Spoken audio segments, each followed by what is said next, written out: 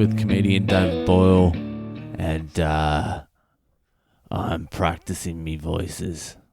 This is what I'm going to sound like if I don't stop smoking 25 cigarettes a day, which I have, so hopefully I don't get that. I used to live in a pub in Bathurst. It was called King's. Back in the day, it was the dodgiest fucking dodgy pub in Bathurst. Bathurst is like a university town. It's where I went to university, and once I got kicked out of university, I moved into the pub with one of my mates. The university out there, what it basically is if you didn't get good enough scores to get into the good universities in Sydney, there's the next tier down universities, and then there's another tier down after that. That's the university I went to. So basically what it was about 5,000 to 8,000 students would come in, and they were all average fucking students. Real average fucking students. That's why I was out in Bathurst. Anyway, I got kicked out of uni because I wasn't attending. Shit was starting to fall apart pretty quickly. So I was like, what should I do?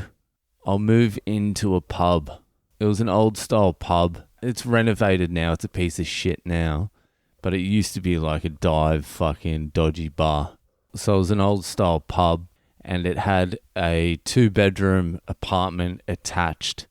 Like literally attached. You'd walk out our front door and you were on the dance floor of the pub. We were paying fuck all. I think we were paying $100 a week each. Me and my other good mate, David, as well, we both lived there, and we were both fucking messes. He was a complete fucking mess at the time. Even I was looking at him going, this guy is probably going to fucking kill himself. Oh, fuck. I can't give him this podcast now, because my other podcast, when I outed him as potentially gay, his wife was listening to it as well, and they got into a big fight. So I don't want to out him again as being a faggot, but he was living in Ireland, and he was living with his girlfriend at the time, and he had bought a ring, and he was going to propose to her, and I think it was the day before he had planned to propose to her, she broke up with him. She didn't even know he had a ring or anything, so he was fucking devastated. Then he tried to piece that together, couldn't piece it back together, came back to Australia, and moved in with Boyle to the pub in King's, and we were just two messes. We were pretty much at each other's throats the whole time until it was drinking time, and then we were right on board. So we would just drink at King's every fucking night of the week and get hammered, and then just end up back in our beds 3 steps from the bar. But there was a lot of fucking characters that went to like King's back in the day. And there was one dude who was always drinking there. I forget his name, but he had a hole in his throat. He was like,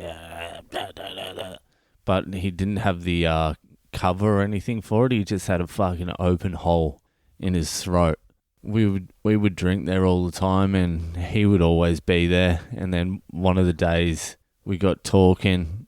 He's like, do you want to share a joint? I'm like, fuck yeah, old cunt. Of course I want to share a joint, even though I don't smoke weed. But you've got a hole in your throat, and I'm interested to see how this is going to play out.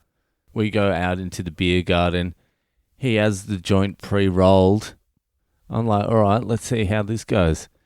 And so the cunt holds the joint directly to his hole, lights up the joint, and starts dragging it through his hole. I'm like, this is the most amazingly fucked up thing I've seen in quite a while. I'm like, speed it up, it's puff, puff, give. And so he hands me the joint that was just 2 seconds ago directly on the hole in his throat, and I just fucking started smoking the joint. What are you going to do? I don't know what you meant to do there, like wipe it off? I think there was like 4 of us, so we're passing it around, and I was always after him. I was in the prime spot, so I'd always get his neck juice on the joint. It can happen to anyone. That was the start of a long 3 or 4 year spiral. All right, that's it for today. Thanks for listening. Thanks for hitting me up on social medias. You've been a fucking treat. You all sound like fucking degenerates like myself, so it's good. It's good to know there's more me's out there. Okay, keep hitting me up on social media. I am at Boyle Comedy on Instagram, Facebook, and Twitter. Send me in your drunken stories so I can read them out on Fridays. And if you're listening on Apple Podcasts or whoever you listen with, give us a rating, a review, and subscribe. Tell your friends about it. Tell your fucked up friends about it. And I'll speak to you later.